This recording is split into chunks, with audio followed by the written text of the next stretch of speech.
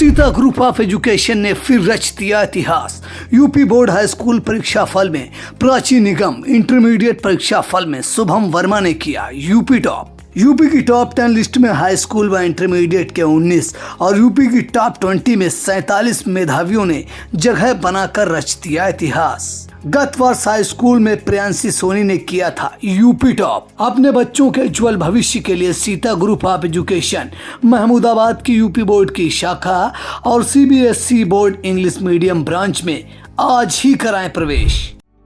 Refined oil और process जैसे unhealthy oils ने तो जैसे पूरे मार्केट पर कब्जा ही कर लिया है, मगर अब आप इसकी चिंता ना करें, क्योंकि आ गया है वंश कोल्हू का प्योर सरसों कच्ची घानी ऑयल। लकड़ी कोल्हू मेथड से तैयार, ये है नेचुरल और हेल्दी भी।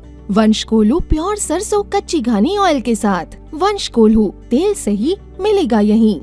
नमस्कार, मैं हूं निशांत गुप्ता। आप देख रहे हैं आई इंडिया। लोकसभा चुनाव में विपक्ष द्वारा मतदान प्रतिशत को लेकर इलेक्शन कमीशन पर उठाए गए सवालों के मामले में सुप्रीम कोर्ट ने चुनाव आयोग को राहत दी है। कोर्ट ने दायर की गई याचिका पर निर्वाचन आयोग को लोकसभा चुनाव के दौरान मतदान प्रतिशत के आंकड़े उसकी वेबसाइट पर अपलोड करने के संबंध में कोई निर्देश देने से इनकार कर दिया। आइए पहले समझ लेते हैं कि पूरा मामला क्या है।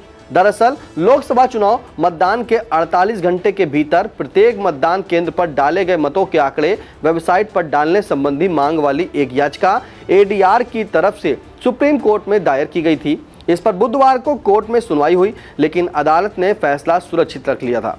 सुप्रीम कोर्ट में दायर की गई याचिका पर चुनाव आयोग ने अपने हलफनामे में कोर्ट से कहा कि इस प्रकार से आंकड़े पूरी तरह से सार्वजनिक करने पर चुनावी प्रक्रिया को नुकसान होगा। चुनाव आयोग ने यह भी कहा कि वेबसाइट पर फॉर्म 17C डालना उचित नहीं होगा। चुनाव आयोग ने यह भी दावा किया कि पहले 2 चरणों में अंतिम मतदान आंकड़े में 5 से 6% की वृद्धि के संबंध में लगाए गए आरोप भ्रामक और निराधार थे। उच्चतम न्यायालय से चुनाव आयोग ने यह भी कहा कि उम्मीदवार या उसके एजेंट के अलावा किसी अन्य व्यक्ति को फॉर्म 17C प्रदान करने का कोई कानूनी आदेश नहीं है।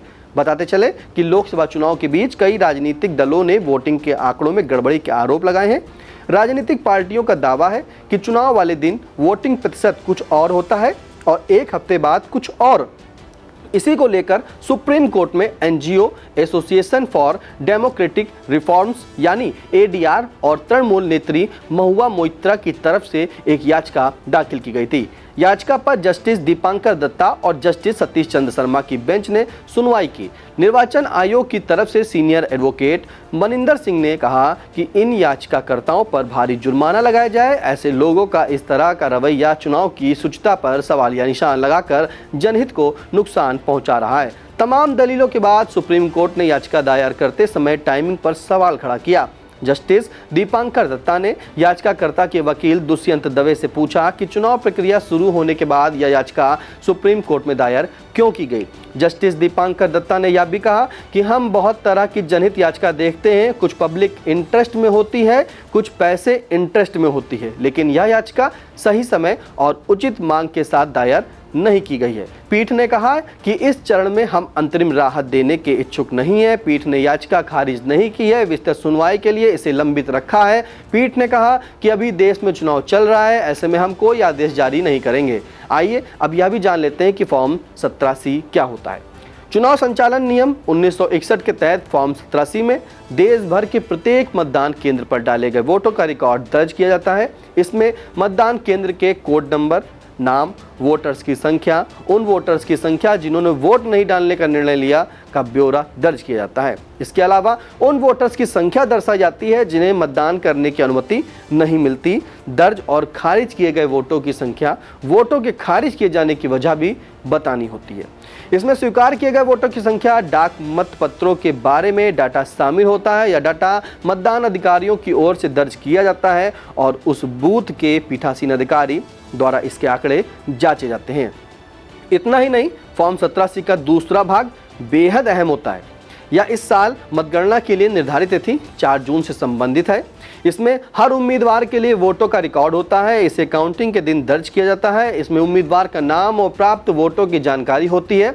इससे यह पता चल जाता है कि संबंधित बूथ से गिने गए कुल वोट डाले गए और वह कुल वोटों के समान है या नहीं है।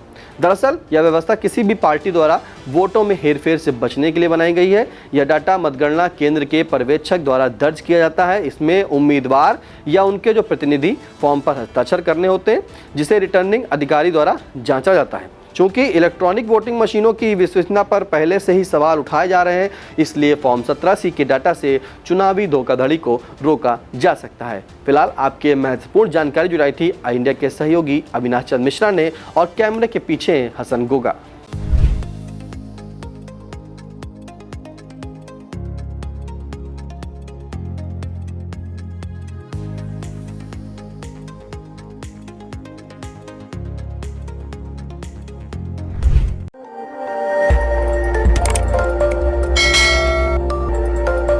खबर आपकी, नजर हमारी। देखते रहिए आई इंडिया।